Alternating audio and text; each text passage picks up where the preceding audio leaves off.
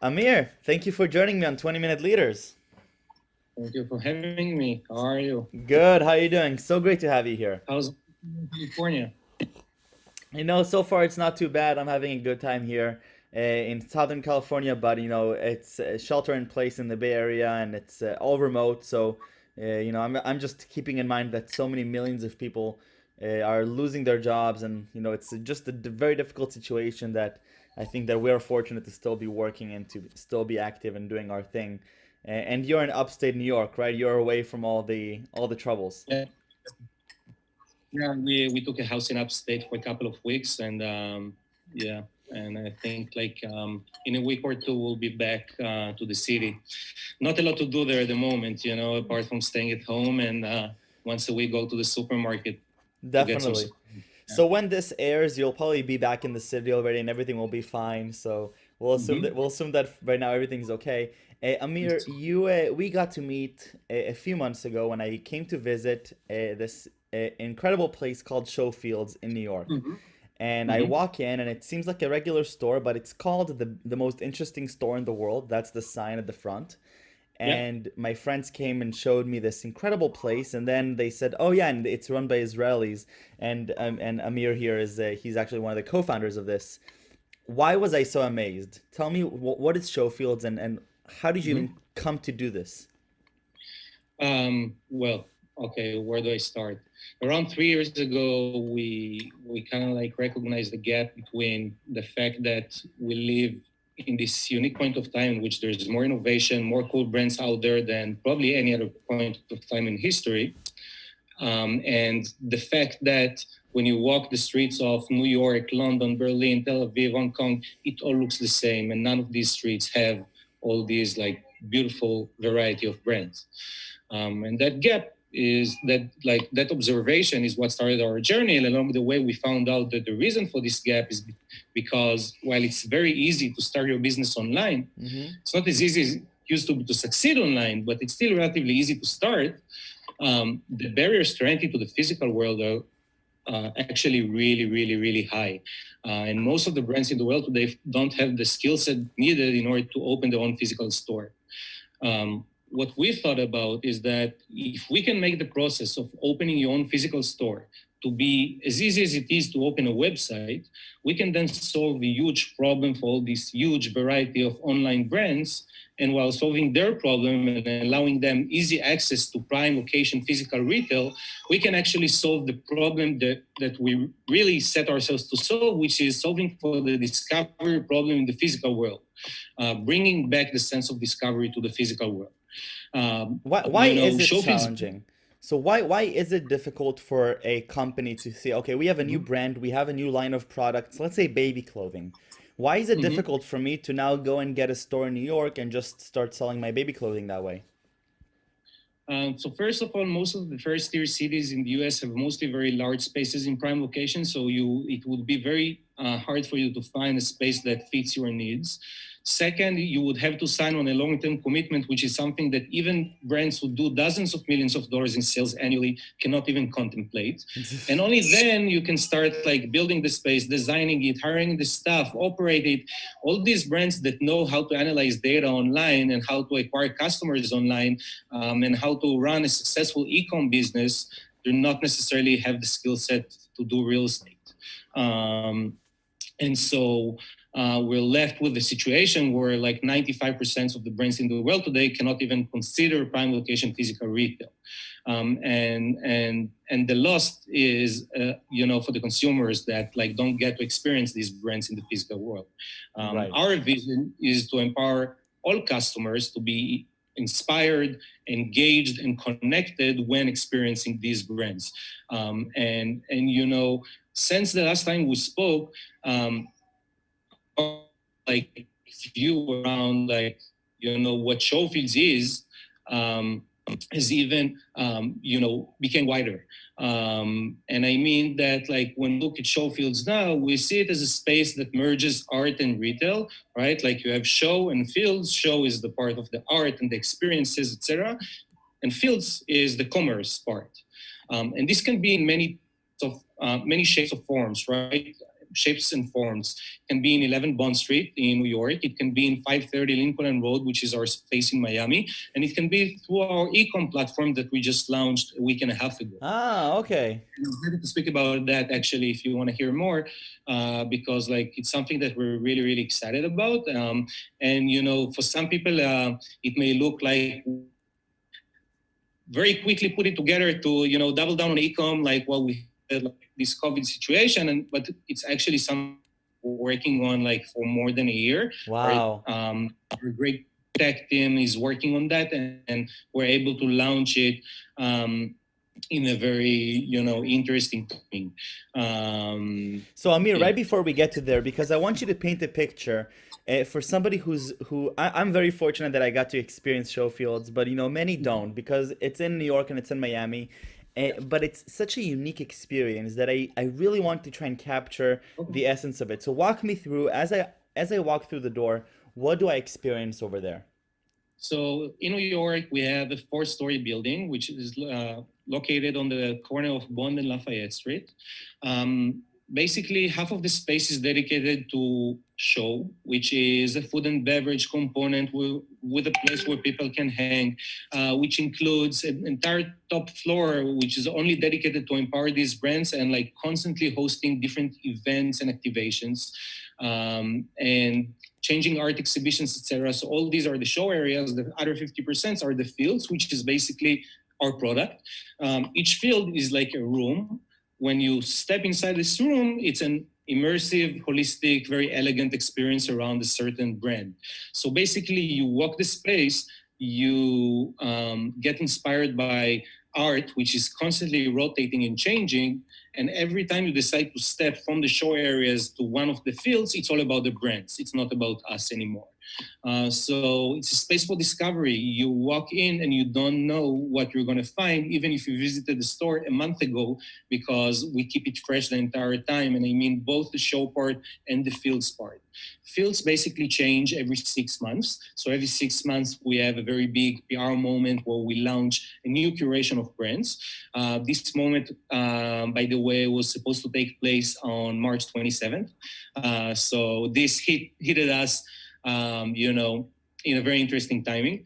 But when we're going to reopen the store, it's still going to be the March curation because these brands are basically supposed to activate their spaces until the end of September. Yes. And then we launched the holiday season curation Wow. then.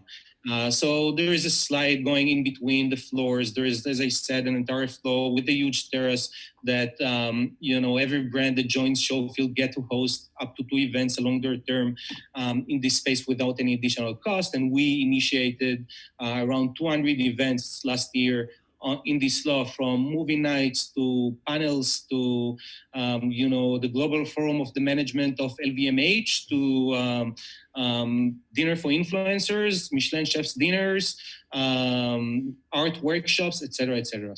So Amir, I mean, two things that are very interesting. One is that you're actually when you go to the store, you can buy the product. So it's not just, a marketing scheme where you can walk in and be amazed with the brand and then you go on Amazon and buy. There's actually salespeople who are trained on the brand and you can swipe your credit card on the spot and just get whatever you just used. So I remember Mhm. walking in and there was this chemist who was showing me how he's making these potions from these powders, these drinks, and after I tried one I could just purchase it and take it home, which I think is Mhm. just it's a great experience that as an avid e-commerce consumer, all of a sudden being able to have a similar experience but in the physical world was very monumental for me. But I think what's even more interesting from a business perspective, and that's how I'm approaching this right now, is your ability to have this seamless onboarding where every 6 months you get to curate new brands in new Mhm. spaces.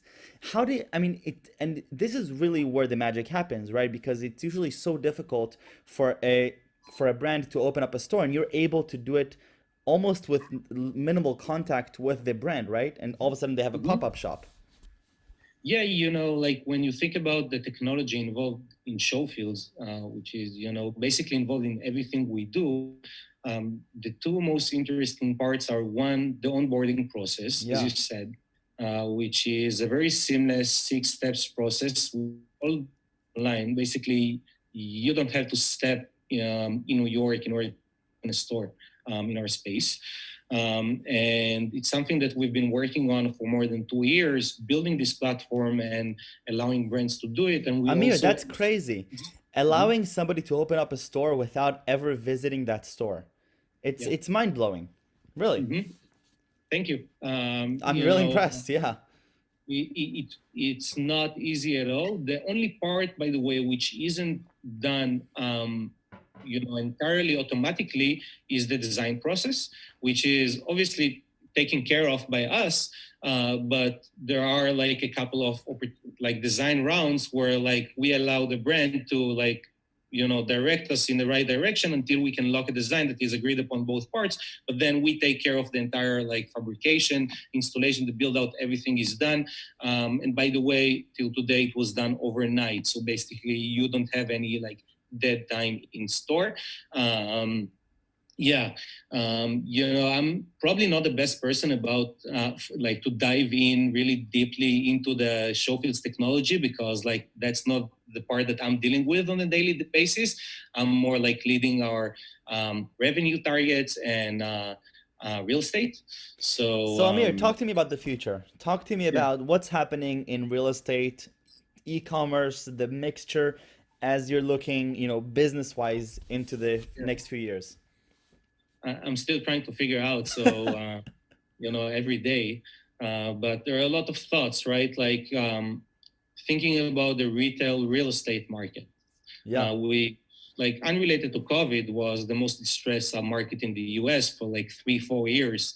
Um, I think like it got like the last push like that it needed to fall from the cliff. Now COVID did it, and I think that um, I don't think there was any other point of time in history in which the retail market in the US was more of a tenant market. Just because there are no tenants out there and the vacancy rates are like skyrocketing, you walk on Fifth Avenue and literally Fifth Avenue is for rent. It's insane. Where is everybody So going, by the way? Where did everybody go? closing stores, Because closing they're out of stores. business. Yeah. Wow. You see, it's a different conversation about like what happened to the retail market and why are these vacancies. And like the common misconception is because like okay, e-commerce won, and then like no more physical retail, which is like very not correct, because what really happened is that like from the one hand you had all these dinosaurs who couldn't adopt well to the digital age and closed hundreds of stores, Yeah. especially a lot of them signed on these leases like 25 years ago, and now these leases end, and when they want to renew with the fair market value, it just doesn't make sense anymore. And on the other side, you see all these digital native brands who won their subcategory online, opening hundreds of stores like Casper and Glossier and Away, et cetera. And in the middle, the most important thing that happened is basically that, like, first of all, big box retail, like, really weakened because transactional shopping went dramatically online. We're not interested anymore in going downstairs to buy toilet paper. Like I Yeah. can tell Alexa to bring it to my house. And more than all, the zoning authorities in the US allowed to build way too much retail. And as a real estate developer, I can tell you that like when the government allows or when the zoning law allows for real estate developers to build retail, they do, because historically it generates 4 to 6 times more than office and residential. And they just allowed too much. And we came to a point in which, in any other place in the world other than the US, you have between 7 to 9 square foot retail per capita. In the US, you have 27. So what would happen, in my opinion, and that's unrelated to COVID, is that a lot of the retail in the suburbs is going to disappear. Companies are going to eliminate lines from their balance sheet and just convert it to residential, office, or logistics, which is, by the way, if you look for one retail sub market that would definitely strengthen like Yeah. significantly as a result of COVID, which by the way was strengthening unrelated to that, is logistics. So that's interesting. I don't know what would happen with office. I'm hearing like stuff for like different directions. A lot of companies suddenly found out that like a big chunk of their employees can like work very well from home. Yeah. Uh, and maybe they don't need like these huge offices. I don't know what it will do to the flexible office market. Yeah. Maybe it's positive for them in the short term. Obviously, it's a disaster. I don't know like which company will survive that or not. Um, but it's definitely interesting time. Yeah, Uh, Amir, so with all this in mind, you're launching a new e-commerce yeah. platform for Showfields. I don't know about it yet, so tell me, what is this? So again, it's a space that merges art and retail in order to empower and engage and inspire consumers. And the way we do that in our ecom is basically by launching new curations constantly of very, very highly curated D2C brands. By the way, it's the first time that you're going to have an online environment for multi D2C brands that is highly curated only for D2C brands, which is like Mhm. sounds stupid, but like it's innovative even in that regard. So what does that Um, mean, highly, experiential? Why is that, why is this different from going on Walmart or Amazon, where I yeah. see sometimes this similar brands? So basically, what we do is we use influencers as amplifiers for these curations. Hmm. So whenever I launch a new curation, currently it's like twice a week. Soon it's going to be maybe every day. Um, a certain influencer who, by the way, picked the product that he liked from like a variety of products Yeah. that we gave them, is uploading a live video in which they go over like each one of these products and show how they use it and why they like it and tell the audience about it. And while you watch the video, you can also like very seamlessly buy the products because you have these like small pop-up on top of the video that you can press and then directly buy it. And obviously the entire products are later on our website. Right. And this influencer is inviting like their entire followers to watch that. Sure. Obviously a way more engaged audience. And our assumption is that like a person that buys a quick toothbrush is more likely to buy also a swell bottle, right? And if this assumption is correct, we're gonna see like multi purchases. If we're gonna see multi purchases, we'll probably be able to provide these direct to consumer brands with a lower CAC. Yeah. If we can provide them with a lower CAC, that's it. Like we won the game. Yeah, and you know how to, bundle these things together and which brands to curate it with which others at the same week. And yeah, no, that's a fascinating world. Amir, our 20 minutes are almost over. It went by way too quickly. I'm gonna put you on the spot one last time. I'd like you to Okay. tell me three words that you think would best describe you, or if I ask anybody in Showfields, how would they describe Amir in three words? Yeah. Um, Hardworking is like a word. Yeah, yeah, definitely. So I would say hardworking. As a result of that, I would also say tired because like that's like the hardworking and the 1 year old at home. And the fact that you woke up at 5 a.m. today and drove an Exactly. hour to get medicine, yeah? I'm in the 5 a.m. club, but not voluntarily. Um, Love it. um, yeah. And I don't know, like, I guess like maybe we'll leave this question to them. I don't know. I'd go with innovative just because I went to Showfields and I was taken. A good friend of mine, Paul from New York, that he's one of the most innovative guys that I know. He took me to Showfields because they said, Michael, I want you to see what's happening here. I didn't know that it's run by Israelis. I didn't know you back then, and I was just amazed. I felt like I was in a walking website, and it felt so cool. And we didn't even talk about the analytics that you're doing and all these sorts of things. Incredible. Amir, thank you so Thank much you for the so time. much. Like, I wish I could, own this entire like innovation, by like to myself. But obviously, like, this is like a vision of like my partners as well, and and the entire team of Showfields Of course. basically. I Yeah, can't wait to see where this is gonna go, and I can't wait to come visit also the Miami branch. sounds good. All right. Can't wait to meet you there. Bye, Bye, man. Amir. Thank you.